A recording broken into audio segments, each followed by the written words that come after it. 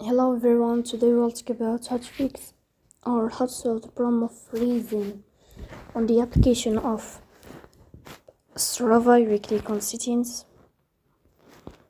Here you will click on apps, default apps, app settings. In this list you will search about Strava app and you will click here in this window. In this page of app info you will click on first stop and you will click OK. Here you will enter to the window of storage. Then you will click on clear cache. In the end you will turn off your phone and you will restart your phone again.